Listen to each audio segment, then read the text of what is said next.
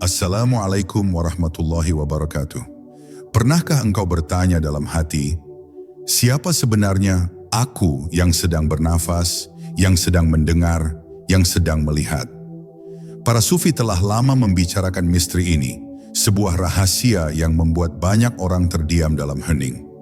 Aku bukan sekadar nama, bukan hanya tubuh, bahkan bukan pula sekadar pikiran.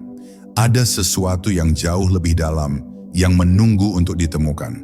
Dalam perjalanan ini kita akan menyelami rahasia aku yang disebut para sufi. Misteri yang bisa mengubah cara kita memandang hidup, waktu, dan bahkan Tuhan itu sendiri. Dengarkan dengan hati yang tenang, karena mungkin di antara kata-kata yang mengalir, ada bisikan yang selama ini engkau cari. Sebelum kita mulai lebih dalam, coba tuliskan di kolom komentar. Menurutmu, apa arti aku dalam dirimu? Apakah hanya sekadar nama atau ada sesuatu yang lebih besar di baliknya? Mari kita renungkan bersama. Bab 1. Bayangan yang menipu. Pernahkah engkau bertanya dalam diam, siapakah sebenarnya aku yang selalu engkau sebut setiap hari? Saat engkau berkata, aku lapar, aku lelah, aku bahagia, seakan-akan engkau sudah sangat mengenal dirimu. Tetapi para sufi justru tersenyum penuh rahasia, sebab mereka tahu bahwa aku yang kita banggakan itu hanyalah bayangan, ilusi halus yang menutupi sesuatu yang jauh lebih dalam. Tubuhmu berubah, pikiranmu berganti, hatimu berbolak-balik, namun masih saja engkau menyebut satu kata yang sama, aku. Lalu, siapakah yang sebenarnya berbicara? Bila engkau menatap cermin, yang engkau lihat hanyalah raga. Tetapi begitu engkau berpaling dari cermin itu, tubuhmu tetap bukanlah aku yang sejati. Sebab jasad hanyalah pakaian yang kelak akan ditanggalkan. Apakah aku akan ikut hilang saat jasad terkubur? Para sufi menyingkap jawabannya dengan penuh misteri. Aku sejati tidak mati bersama tubuh. Sebab ia bukan sekadar darah dan daging, melainkan kesadaran yang menyalakan hidupmu. Dan kesadaran itu selalu ada meski engkau tertidur, meski dunia seakan padam. Ada yang berkata, aku adalah pikiran. Tetapi bukankah pikiran terus berubah? Hari ini engkau yakin pada sesuatu, besok keyakinan itu runtuh. Jika pikiran adalah aku, maka engkau hanyalah kumpulan debu yang berhamburan setiap kali angin keraguan berhembus. Tetapi sadarkah engkau, ada sesuatu yang tetap menyaksikan perubahan pikiran itu? Sesuatu yang tidak pernah berubah, meski isi kepalamu terus berganti. Itulah yang disebut para sufi sebagai cermin kesadaran, jernih, tenang, dan abadi. Sufi berkata, yang engkau sebut aku dalam kehidupan sehari-hari hanyalah topeng. Topeng yang ingin dihormati, dipuji, dikenali. Topeng yang marah jika dicaci, bangga jika diagungkan. Tetapi di balik topeng itu ada wajah sejati, yang tak pernah tersentuh hinaan maupun sanjungan.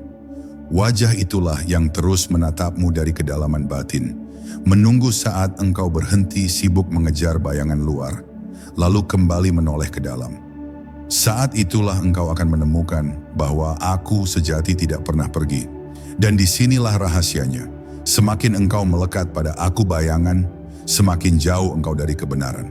Tetapi semakin engkau melepaskannya, semakin dekat engkau pada sumber cahaya. Para sufi tidak pernah bosan mengingatkan, berhati-hatilah dengan kata aku, karena di baliknya tersimpan rahasia paling besar dalam hidup manusia.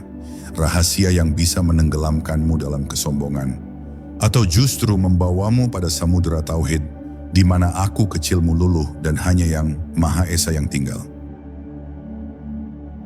Bab 2. Aku dalam kitab suci. Ada satu rahasia yang membuat para sufi terdiam berhari-hari, bahkan bertahun-tahun, yaitu ketika Allah berfirman kepada Nabi Musa di lembah suci, Inna anallahu, sesungguhnya aku adalah Allah. Kata aku di situ bukan sekadar penyebutan, melainkan pengungkapan langsung dari sumber segala cahaya. Sufi lalu merenung, jika Allah menggunakan kata aku untuk menyatakan keberadaannya, sementara manusia juga menggunakan kata yang sama untuk menyebut dirinya, apakah keduanya benar-benar berbeda? Ataukah ada hubungan misterius yang tersembunyi di balik kata sederhana itu? Manusia biasanya berkata, "Aku," untuk merujuk pada ego, keinginan, ambisi, kesenangan, dan kepentingan diri. Tetapi saat Allah berkata "aku", itu adalah keesaan mutlak, kesempurnaan yang tak bisa dibandingkan. Perbedaan inilah yang mengguncang hati para sufi. Mereka menyadari bahwa aku manusia hanyalah bayangan kecil, sementara aku Tuhan adalah lautan tak terbatas. Namun bayangan itu muncul karena adanya cahaya. Tanpa cahaya, bayangan tidak pernah ada. Maka tidakkah mungkin aku manusia sebenarnya hanyalah pantulan samar dari aku yang maha ada? Rahasia ini membuat banyak pencari bergetar. Sebab di satu sisi, aku bisa menjadi jerat yang menjerumuskan ke dalam kesombongan, merasa seakan sejajar dengan Tuhan. Tetapi di sisi lain, aku juga bisa menjadi jembatan. Tanda bahwa ada percikan dari cahaya ilahi yang ditiupkan ke dalam dirimu. Maka manusia dituntut untuk hati-hati. Apakah ia menjadikan aku sebagai singgasana ego atau menjadikannya jalan kembali menuju sang pemilik kehidupan? Para sufi mengajarkan bahwa ruh yang ditiupkan Allah adalah pinjaman, bukan milik kita. Dengan pinjaman itulah kita berkata, merasa, berkehendak, dan bergerak. Maka sesungguhnya, ketika kita mengucapkan kata aku, itu bukan milik kita sepenuhnya, tetapi hanya gema dari kehendak yang lebih tinggi. Dan jika engkau mampu menyadari hal ini, engkau akan berhenti membanggakan dirimu sendiri, sebab engkau hanyalah peminjam, bukan pemilik. Di titik inilah, aku berubah makna. Ia bukan lagi pusat kesombongan, melainkan pengingat bahwa ada yang maha besar yang sedang meminjamkanmu kehidupan. Maka ketika seorang hamba berbisik lirih, "Aku tiada, yang ada hanyalah engkau." Saat itulah ia menemukan pintu makrifat. Pintu menuju penyatuan batin, di mana aku kecil larut dalam aku besar yang tak pernah padam. Bab 3, Pertarungan Dua Aku. Di dalam setiap manusia ada dua suara yang berbisik. Yang pertama berkata keras, penuh ambisi, menuntut dipenuhi. Aku ingin ini, aku ingin itu, aku harus menang, aku harus diakui. Dialah ego, aku bayangan yang keras kepala, yang tidak pernah puas. Sedangkan suara kedua jauh lebih halus, nyaris tak terdengar, hanya muncul saat engkau benar-benar diam. Ia tidak menuntut, hanya mengingatkan, kembalilah. Engkau bukan milik dirimu, engkau hanyalah titipan. Dua suara ini bertarung setiap saat, meski seringkali manusia tidak menyadarinya.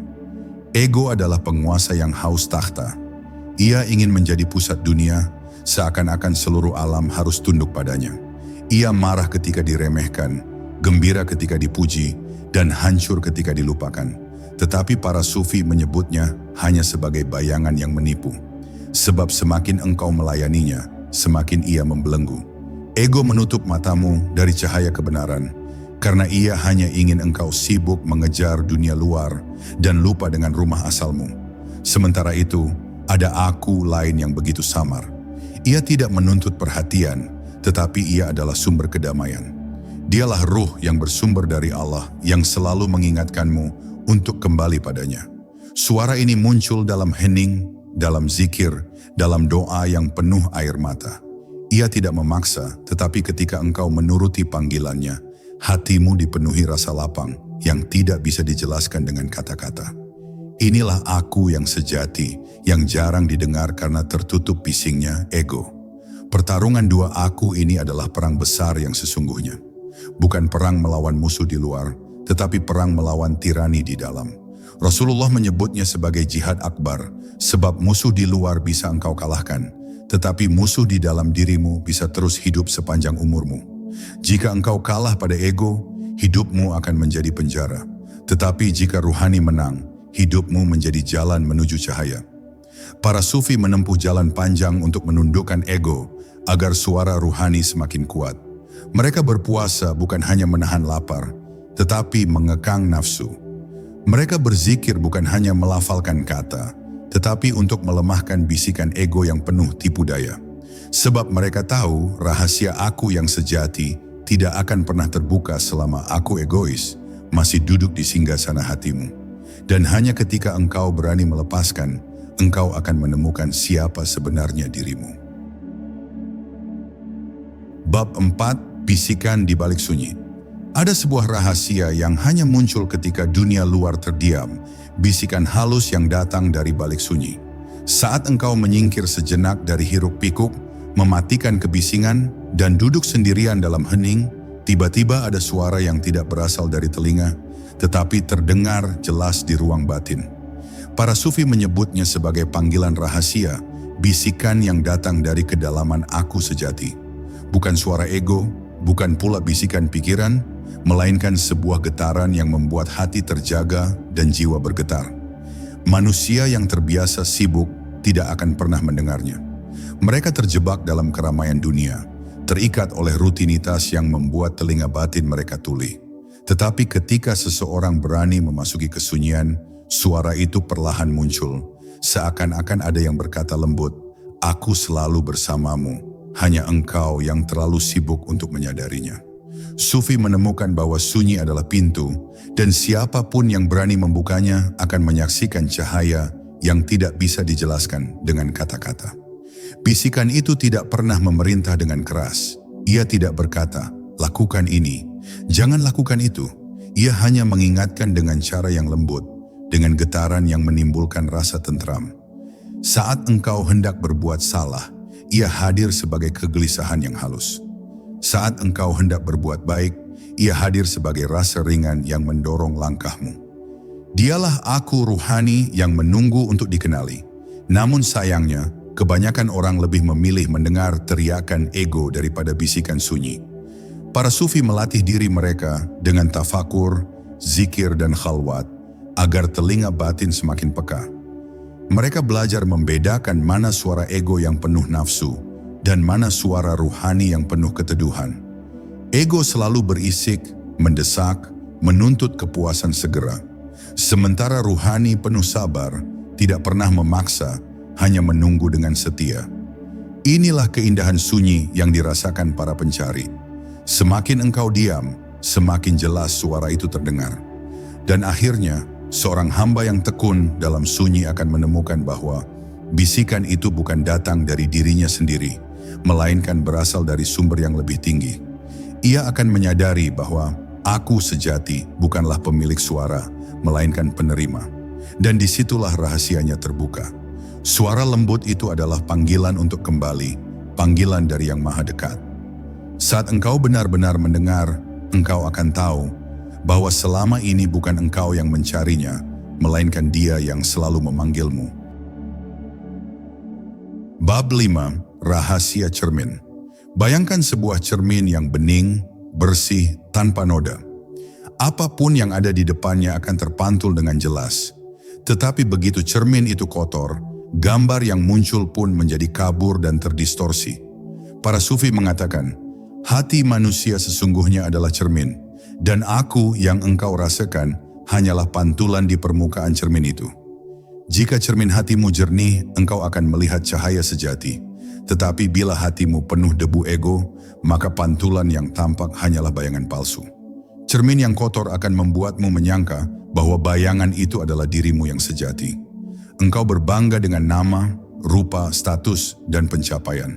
Padahal semua itu hanyalah pantulan yang sementara. Saat kematian datang, semua pantulan itu lenyap, dan engkau akan kembali menatap wajah sejati yang selama ini tersembunyi. Itulah mengapa para sufi begitu tekun membersihkan cermin hatinya dengan zikir, doa, dan tangisan di malam sunyi. Sebab mereka tahu, semakin bersih cermin itu, semakin jelas wajah kebenaran terlihat. Ada satu rahasia, cermin tidak pernah memilih bayangan yang datang. Ia memantulkan apa saja, entah itu indah atau buruk. Demikian pula kesadaranmu, ia hanya menyaksikan segala hal tanpa menghakimi. Tetapi bila engkau salah mengira, engkau akan menganggap bayangan itu adalah dirimu. Padahal engkau bukan bayangan, engkau adalah cerminnya. Rahasia inilah yang membuat banyak pencari tersadar, bahwa aku sejati bukanlah cerita-cerita yang lewat di pikiran, melainkan ruang sunyi yang memantulkan segalanya. Namun membersihkan cermin hati bukanlah hal mudah. Setiap luka, dendam, keserakahan, dan nafsu dunia adalah debu yang menempel, menutup permukaan. Semakin banyak debu, semakin samar wajah yang sejati terlihat. Dan inilah sebabnya manusia sering tersesat, karena mereka lebih sibuk mempercantik bayangan ketimbang membersihkan cermin. Padahal bila cermin sudah bening, engkau tak perlu lagi mengejar apa-apa. Kebenaran akan tampak dengan sendirinya. Ketika cermin itu akhirnya bersih, engkau akan melihat sesuatu yang mengejutkan. Bukan wajahmu, bukan pula bayangan dunia, melainkan cahaya yang tak bisa dilukiskan. Cahaya itulah yang disebut para sufi sebagai rahasia aku. Di titik itu, engkau akan tersadar bahwa selama ini engkau bukanlah apa yang engkau kira. Engkau bukanlah bayangan, melainkan ruang jernih yang memantulkan cahayanya. Dan ketika rahasia ini terbuka, hidupmu tidak lagi sama. Bab 6, Fana dan Baka. Ada satu istilah yang sering membuat hati para pencari bergetar. Fana dan Baka. Fana artinya lenyap, Baka artinya kekal. Tetapi yang dimaksud para sufi bukanlah hilang secara fisik, melainkan lenyapnya aku bayangan. Sehingga yang tersisa hanyalah aku sejati. Bayangkan sebuah lilin kecil yang menyala di tengah ruangan gelap. Lilin itu seperti egomu, memberi sedikit cahaya. Namun begitu matahari terbit, lilin itu tampak tidak berarti. Cahaya besar membuat cahaya kecil itu lenyap, namun bukan hilang sia-sia, melainkan larut ke dalam terang yang lebih agung. Ketika seorang hamba mencapai fana, ia tidak lagi merasa sebagai pusat dari segala sesuatu. Ia tidak lagi berkata, aku yang berbuat, aku yang berhasil, aku yang memiliki. Semua perbuatan terasa hanya sebagai aliran. Semua pencapaian tampak hanyalah titipan, semua keberhasilan hanyalah karunia. Aku kecil pun perlahan melebur, tidak berani lagi berdiri di hadapan cahayanya. Tetapi fana bukanlah akhir, sebab setelah lenyap, muncullah baka, keadaan di mana seseorang tetap hidup, tetap berbuat, tetapi dalam kesadaran bahwa segalanya hanyalah dengan izinnya. Sufi menggambarkan fana seperti setetes air yang jatuh ke dalam lautan. Saat masih menjadi tetes, ia bisa berkata, aku berbeda, aku terpisah. Tetapi begitu larut, ia menyadari dirinya adalah bagian dari samudera luas tanpa batas. Dan baka adalah ketika tetes itu menyatu dengan lautan, tetap ada, tetapi tidak lagi terpisah. Dalam keadaan ini, aku manusia tidak hilang sepenuhnya, tetapi menjadi jernih, menjadi wadah tempat kehendaknya mengalir tanpa halangan. Namun perjalanan menuju fana bukanlah jalan yang mudah. Ego akan berontak, menolak dilenyapkan, berusaha mempertahankan singgasananya. Ia berteriak, tanpa aku, engkau bukan siapa-siapa. Tetapi sufi tersenyum, sebab mereka tahu itulah tipuan terakhir sang bayangan. Mereka rela melewati luka, kehilangan, bahkan rasa hampa, demi membiarkan aku yang palsu terkikis habis. Sebab hanya dengan kehilangan itu, mereka bisa menemukan yang sejati. Dan ketika fana telah benar-benar tercapai, hati seorang hamba menjadi lapang seluas langit.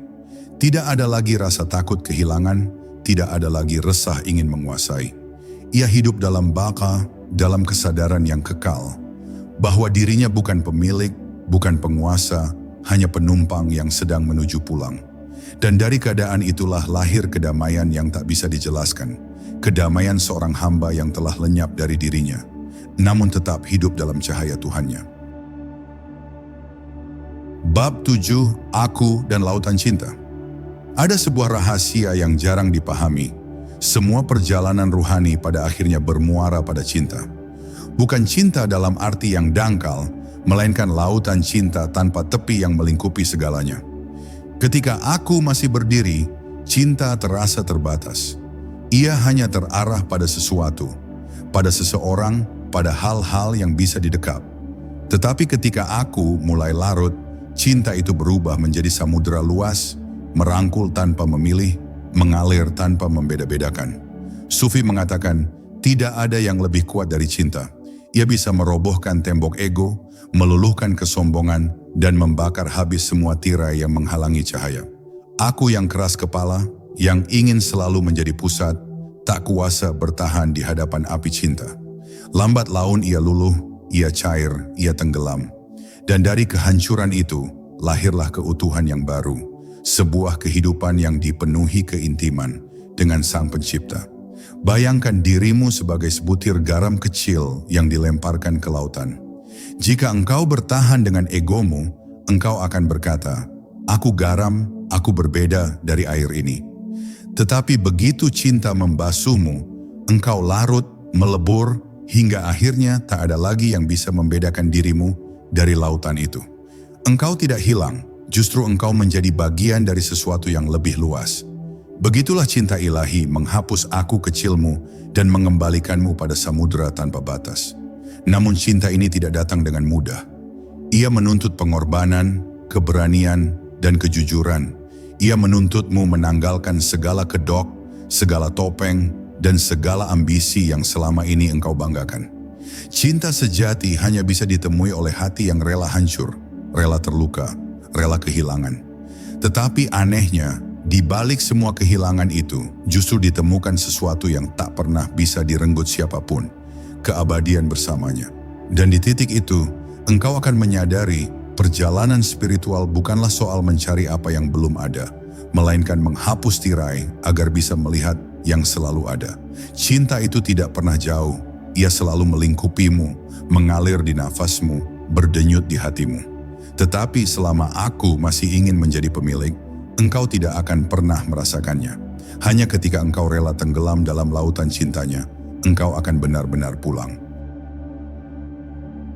Bab 8. Rahasia sunyi di antara dua nafas. Setiap tarikan nafas adalah awal dan setiap hembusan adalah akhir. Tetapi di antara keduanya ada sesuatu yang jarang disadari.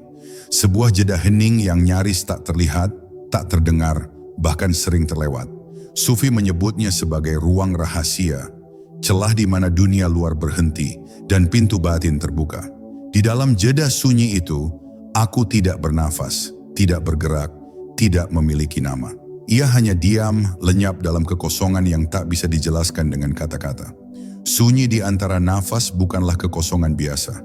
Ia seperti pintu yang sangat tipis, tetapi jika engkau mampu masuk ke dalamnya, engkau akan melihat luasnya samudera yang tak terbatas.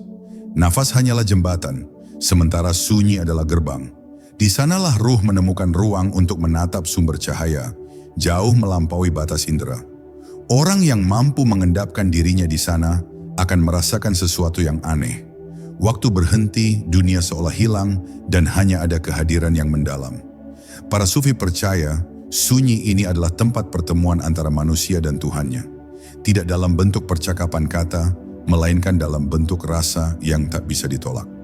Saat engkau berdiam dalam jeda itu, engkau seakan mendengar bisikan yang tidak keluar dari mulut siapapun, tetapi menggema di dalam hatimu.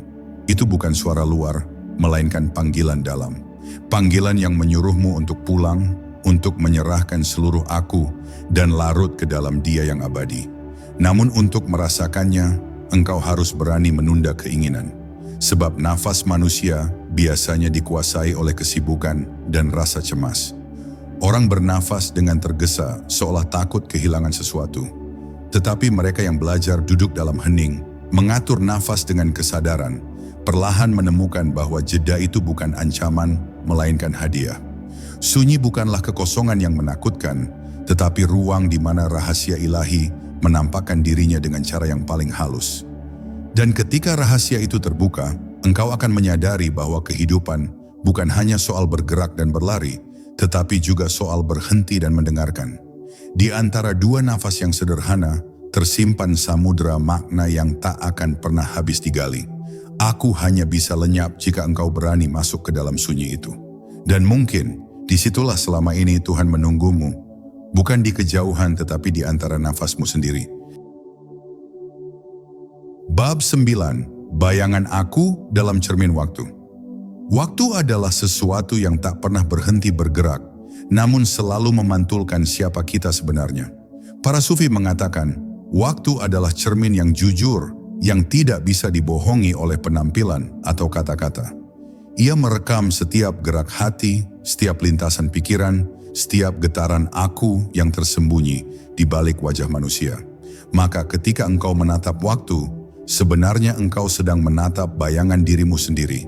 Bukan sekadar tubuhmu, tetapi hakikat aku yang selama ini engkau pelihara. Bayangan itu seringkali menipu. Ia bisa membuatmu merasa bahwa engkau adalah tokoh utama dalam perjalanan hidup, seolah dunia berputar hanya karena kehadiranmu. Tetapi jika engkau berani mengamati lebih dalam, engkau akan menyadari bahwa bayangan itu rapuh. Ia bergeser seiring matahari, ia pudar seiring malam, ia lenyap ketika cahaya padam. Begitulah aku bekerja seolah nyata, padahal hanya pantulan, hanya sesuatu yang muncul karena adanya waktu dan cahaya. Disinilah rahasia besar terbuka. Waktu tidak pernah melahirkan sesuatu yang kekal. Ia hanya menggilir peran, menghadirkan lalu menghapus, memberi lalu mengambil. Segala yang lahir dalam bingkai waktu akan kembali hilang bersama arusnya. Jika aku yang engkau banggakan adalah ciptaan waktu, maka engkau tidak lebih dari bayangan yang sebentar ada sebentar lenyap. Lalu pertanyaannya, siapa engkau ketika bayangan itu sirna? Sufi menjawab dengan sederhana, yang nyata bukanlah bayangan, melainkan sumber cahaya yang membuat bayangan itu ada. Aku hanyalah pantulan, sedangkan yang hakiki adalah Dia yang tak tersentuh oleh waktu. Maka setiap detik yang berlalu bukanlah musuh, melainkan undangan untuk mengenali siapa dirimu, tanpa bayangan, tanpa ilusi, tanpa topeng. Waktu adalah guru yang sabar, yang selalu mengingatkan bahwa segala sesuatu yang kau sebut milikmu hanyalah titipan sementara. Dan ketika engkau akhirnya berani berdiri di hadapan cermin waktu tanpa melekat pada bayanganmu, engkau akan menemukan keheningan yang baru. Engkau tidak lagi sibuk mengejar, tidak lagi takut kehilangan. Sebab engkau tahu, apapun yang berlalu hanyalah bayangan, sedangkan yang abadi selalu bersamamu. Di titik inilah aku benar-benar diuji. Apakah ia masih ingin terus menggenggam bayangan, atau rela hancur agar bisa kembali kepada cahaya? Bab 10. Saat aku dilarutkan oleh keabadian. Ada satu momen yang tak bisa diceritakan dengan kata-kata, hanya bisa dirasakan oleh jiwa yang benar-benar pasrah. Saat itu, semua konsep runtuh, semua nama tak lagi penting, semua pencarian berhenti. Aku yang selama ini menjadi pusat perhatian, dengan segala ambisi, kecemasan, dan kebanggaannya, perlahan larut seperti setetes air yang jatuh ke samudera. Tidak ada lagi batas, tidak ada lagi jarak, tidak ada lagi dualitas. Yang tersisa hanyalah keabadian yang tenang, menyelimuti segala sesuatu dengan cahaya tanpa tepi. Para sufi menggambarkan pengalaman ini sebagai fana, lenyapnya diri dalam lautan Tuhan. Tetapi fana bukan berarti hilang, melainkan berganti. Dari aku yang sempit, engkau menjadi bagian dari yang luas. Dari aku yang terbatas, engkau larut dalam yang tak terbatas. Dari aku yang selalu haus, engkau masuk dalam mata air yang tak pernah kering. Dan dalam larutnya aku itu, engkau justru menemukan kebebasan yang sejati, kebebasan dari belenggu waktu, ruang, dan keterikatan dunia. Keabadian tidak pernah jauh. Ia bukan sesuatu yang baru datang ketika engkau sudah siap, melainkan sesuatu yang selalu hadir, hanya saja tertutupi oleh dinding ego. Ketika dinding itu runtuh, engkau menyadari bahwa engkau tidak pernah terpisah, bahwa engkau tidak pernah benar-benar sendirian, bahwa setiap nafas, setiap detak jantung, setiap hembusan angin, semuanya adalah pernyataan kasih dari yang abadi. Dan inilah puncak misteri aku. Ia harus hancur agar kebenaran bisa muncul. Ia harus dilebur agar keutuhan bisa dirasakan. Selama engkau menggenggam erat identitas kecilmu, engkau tidak akan pernah melihat luasnya samudera keabadian. Tetapi begitu engkau melepaskan genggaman itu, engkau akan larut dalam sesuatu yang jauh lebih indah daripada apapun yang pernah kau bayangkan. Pada akhirnya, perjalanan spiritual bukan tentang menemukan sesuatu yang baru, melainkan tentang pulang. Pulang dari ilusi ke kenyataan, dari bayangan ke cahaya, dari aku yang fana menuju Dia yang abadi. Dan saat itu tiba, engkau akan tersenyum dalam diam, sebab engkau tahu, engkau tidak lagi terikat pada nama, pada waktu, atau pada dunia. Engkau telah larut dalam keabadian, tempat di mana misteri aku terjawab sepenuhnya. Sahabat, pada akhirnya misteri aku bukanlah sesuatu yang bisa dipecahkan dengan logika, tetapi harus dirasakan dengan hati. Semoga perjalanan ini membuat kita semakin dekat pada diri sejati, dan tentu saja, semakin dekat padanya. Ya Allah, terangilah hati kami dengan cahaya-Mu, lapangkan jiwa kami dengan kasih-Mu, dan bimbing setiap langkah kami agar selalu berada di jalan-Mu. Wassalamualaikum warahmatullahi wabarakatuh.